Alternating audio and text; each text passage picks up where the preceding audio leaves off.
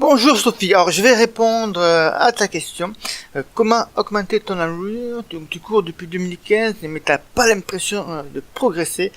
Alors, les premières choses à faire, ce serait de commencer, si t'as pas l'impression de progresser, c'est de voir réellement quel est ton niveau. Hein. Est-ce que tu peux regarder si tu fais des compétitions, si tu as progressé sur tes derniers chronos. Mais il y a beaucoup plus rapide à faire, c'est tout simplement faire un test VMA.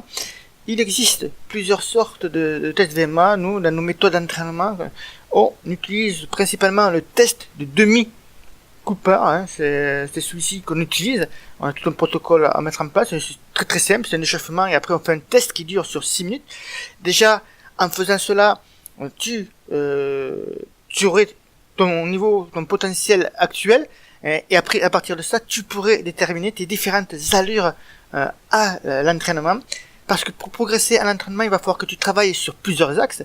Déjà, si tu varies tes allures à l'entraînement, en gardant une part prépondérante en endurance, mais tu vas pouvoir faire travailler, justement, si tu as passé un test VMA, tu vas pouvoir travailler ces différentes allures de course, et ça va te permettre à ton corps de se stimuler, d'avoir des réactions positives, et ce qui va enchaîner derrière automatiquement vers une progression.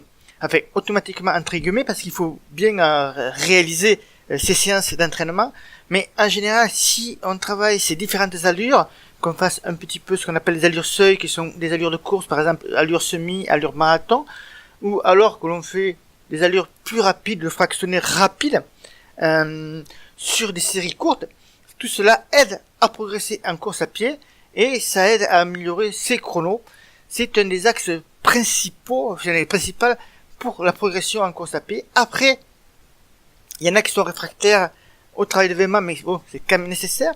Et tu peux très bien aussi, par exemple, gagner des secondes sur tes chronos, tout simplement en travaillant ta foulée, en travaillant ta technique de course, en faisant du renforcement musculaire.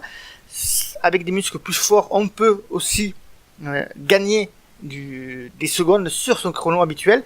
J'ai l'exemple en tête, c'est d'une Britannique qui était championne du monde de marathon et qui détient le record du monde du marathon, si je me trompe pas, elle a toujours, hein, c'est Paula Radcliffe.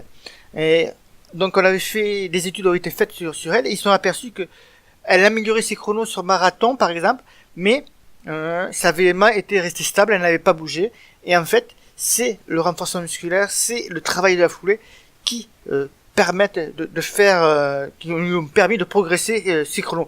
C'est quand même une athlète de très haut niveau, donc elle avait une VMA très très élevée, mais néanmoins, pour augmenter dans un premier temps tes allures, pour augmenter tes chronos, sans recourir à un entraînement spécifique, c'est justement de varier tes allures à l'entraînement.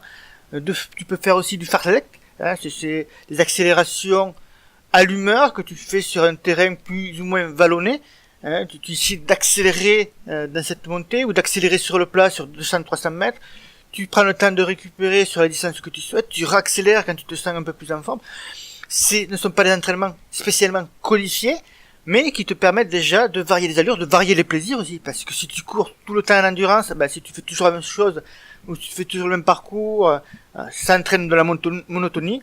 Ton corps s'habitue à cette monotonie, hein, c'est assez sournois, parce qu'il s'habitue à cette monotonie, mais derrière, il ne t'aide pas à progresser, il ne progresse pas. Il faut donc aller le choquer un petit peu, lui faire des variations d'allure, et ceci va t'aider grandement à progresser en course à pied. Donc voilà ce que j'avais à te dire, Sophie. Ah oui, dernier petit point, ce que tu peux faire aussi, c'est de voir avec un entraîneur, lui montrer tes plans d'entraînement, tes prochains objectifs, et voir avec lui ce que tu fais de mal dans ton entraînement. Il va te donner des conseils, il va te donner peut-être un planning, des choses à faire, des séances à réaliser pour t'aider à progresser en course à pied. C'est un peu ce qu'on propose par exemple dans le pack des indispensables qui reprend 2 livres. La méthode justement pour déterminer sa VMA, les bonnes allures avec les explications qui vont avec, l'échauffement qui est très souvent négligé par les coureurs, et une séance de coaching de 30 minutes minimum à travers laquelle on aide les coureurs à identifier les points faibles, les erreurs qu'ils font à l'entraînement pour qu'ils se corrigent rapidement. Voilà ma réponse, Sophie, pour toi. Je te dis bon run, à bientôt et bye bye.